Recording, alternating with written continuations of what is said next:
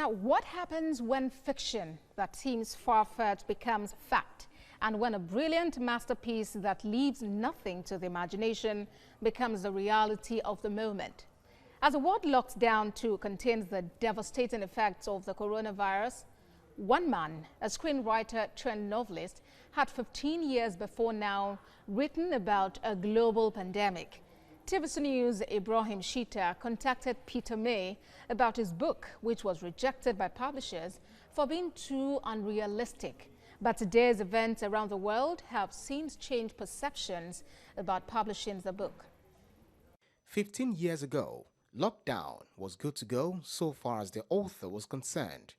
It was a book that Peter May had written, but his plans to publish were shelved. Shattered he may have been, but today, luck is shining down on him. Deadline London, and sometime in 2005, in the course of researching, he came across information that would help him tell this story. That began the process and the tonic he needed to write. His book talks about a pandemic with London as the epicenter, which forces human and economic activity to grind to a halt. Empty streets, a shattered economy, overflowing hospitals, makeshift morgues, and so much death so close to home set the scene then and is playing out now before our eyes. It was a view of what humanity hoped our world would never have to deal with. But this book, ahead of its time, captured the reality that has transcended borders, leaving everyone hoping on prayer for a vaccine sooner than later. Now we know different and are confronted by fiction translating into fact, and with every passing day, fiction and truth collided to the extent that both are inextricably linked. As we live in the midst of the devastation wreaked by COVID-19, Peter May's Lockdown mirrors the current reality of a world in isolation. Readers have given the book glowing reviews. The setting is eerie and a brutal reminder of how things could get spiral out of control if social distancing is not observed and governments the world over do not take the necessary action to ensure the lives are preserved.